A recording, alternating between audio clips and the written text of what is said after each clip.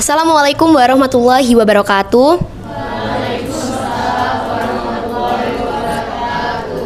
Kali ini saya akan menjelaskan tentang isi dari salah satu ayat di dalam Al-Quran surat Az-Zumar, yaitu ayat ke-53.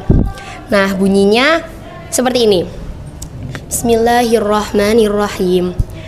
Qul ya ibadiyalladzina asrafu ala anfusihim la taqnatu mir rahmatillah innallaha yaghfirudz dzunuba jami'a innahu huwal ghafurur rahim. Yang artinya, katakanlah wahai hamba-hambaku yang melampaui batas terhadap diri mereka sendiri, janganlah kamu berputus asa dari rahmat Allah. Sesungguhnya Allah mengampuni dosa-dosa semuanya. Sungguh Dialah yang Maha Pengampun, Maha Penyayang. Nah, di dalam ayat 53 ini di dalam Al-Quran surat Az-Zumar terdapat beberapa isi di dalam Al-Quran. Salah satunya dapat kita lihat pada kalimat janganlah kamu berputus asa dari rahmat Allah, yaitu adalah larangan. Jadi di sini kita dilarang untuk berputus asa. Jadi kita tidak boleh menyerah, yang namanya menyerah. Nah, jadi di dalam Al-Quran ini terdapat beberapa isi.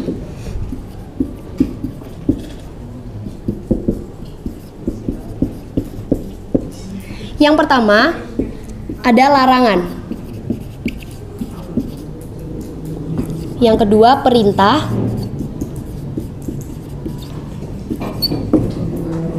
Yang ketiga kisah. Yang keempat ancaman. Yang kelima surga. Yang keenam neraka. Yang ketujuh informasi. Gelap apa ya? Nah, jadi yang saya ingat adalah 7 ini. Di dalam Al-Quran itu terdapat larangan, perintah, kisah, ancaman, surga, neraka, dan informasi. Nah, kalau di dalam ayat ini sudah terdapat larangan dan juga informasi, yaitu pada kalimat sesungguhnya Allah mengampuni dosa-dosa semuanya. Sungguh Dialah yang Maha Pengampun, Maha Penyayang. Di sini kita itu ditegaskan bahwa Allah itu akan Allah itu Maha Penyayang dan akan mengampuni segala perbuatan dari hambanya, kecuali jika hambanya melakukan satu perbuatan yang sangat dibenci oleh Allah, yaitu perbuatan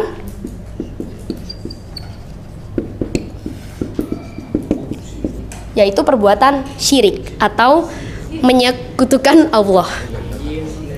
Nah, jadi bila kita melakukan perbuatan syirik ini, terus kita menyekutukan Allah dan kita meminta ampunan kepada Allah, itu tidak akan pernah diterima taubatnya dan kita tidak akan diberikan ampun.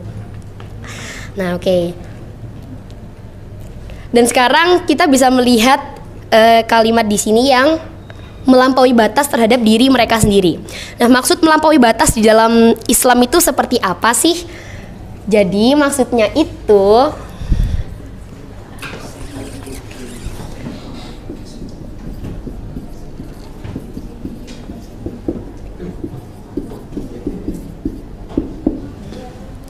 di dalam Islam melampaui batas itu yang pertama adalah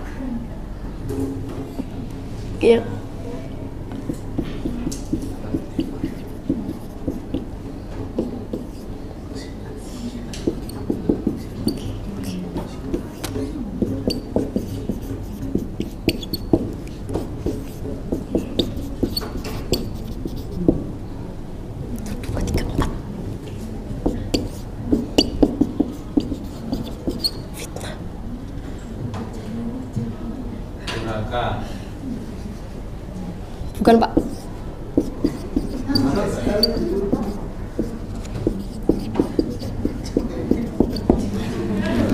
Nah, di dalam Islam melampaui batas itu ada 6, yaitu maksiat, zina, korupsi, mencuri, fitnah, pacaran atau bojo-bojoan.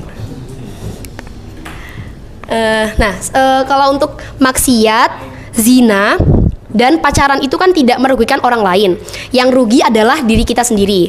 Maka dari itu cara untuk meminta ampunan kepada Allah yaitu dengan cara bertaubat kepada Allah, misalkan melakukan sholat taubat dan berdoa meminta ampunan.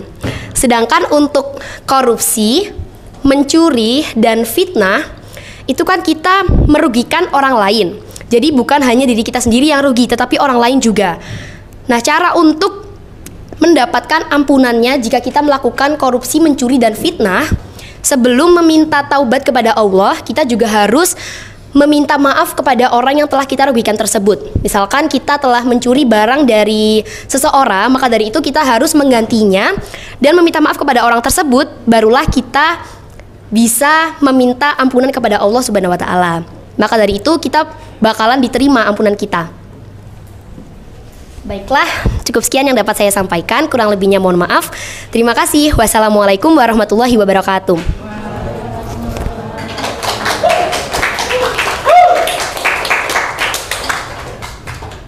Sebagai pertanyaan ya, nggak apa-apa ya? Pertanyaan apa, Pak? Ya, nggak apa-apa. Udah. Kita ini nggak diterima.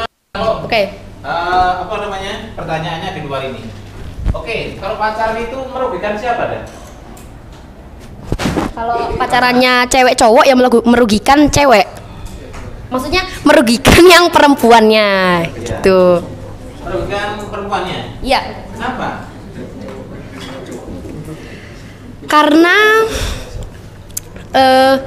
kalau pacaran kan kita tuh yang namanya perempuan tuh kan kita memiliki yang namanya mahkota ya, Pak. Nah, kalau misalkan kita udah pacaran itu pasti, atau yang namanya bojo-bojoan sampai yang berlebihan gitu loh, Pak, itu pasti mahkota kita udah diambil sama laki-laki tersebut. Sedangkan laki-laki tersebut itu cuma enaknya doang gitu loh, Pak. Jadi dia nggak ada yang diambil gitu. Kalau perempuannya kan ada yang diambil, yaitu mahkotanya dia tadi gitu. Maksudnya bojo-bojoan itu ya? Kalau menurut saya iya, berlaku seperti suami istri padahal belum menikah, belum sah. Belum sah. Ya. Terus kemana-mana harus izin. Iya. Gitu kan? Benar. Harus memberitahu kan gitu kan? Terus kalau yang salah satu pasangannya kayak misalkan ada yang deket dengan temannya gitu, yang lawan jenis tuh marah-marah gitu. Marah-marah. Oh yuk bojone dhewe. Iya. Padahal bukan apa-apa. Iya. Ada di sini yang begitu? Waduh, nggak tahu, Pak. Enggak, enggak. Iya. Ayo, ada yang mau bertanya silakan. Jangan ya.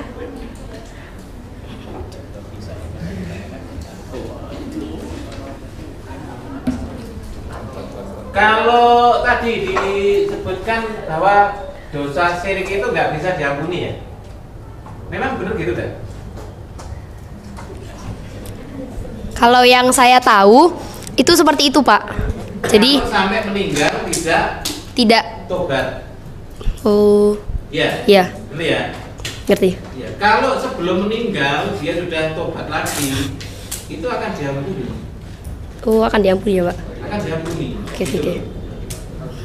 Berarti apapun kesalahannya manusia itu pasti kalau misalkan kita minta tobat pasti bakal diampuni ya, Pak? Iya, sebelum nyawa itu sampai di apa namanya itu di kerongkongan. Jadi dosa-dosa. Belum sampai sekarang itu masih diampuni.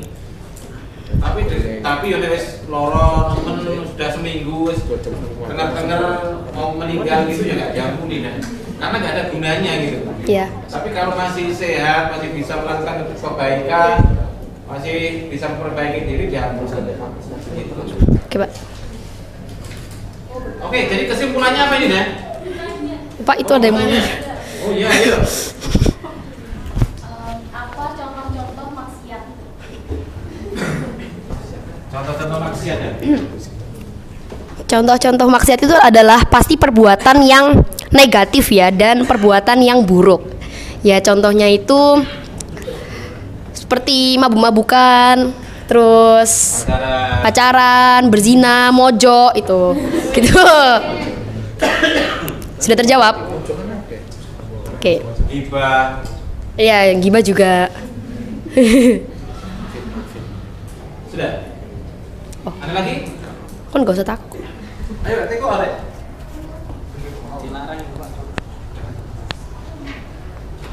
Sudah? Sudah ya? Oke, sudah ditutup sesi pertanyaannya. Baiklah, cukup sekian yang dapat saya sampaikan. Kurang lebihnya mohon maaf. Terima kasih. Wassalamualaikum warahmatullahi wabarakatuh.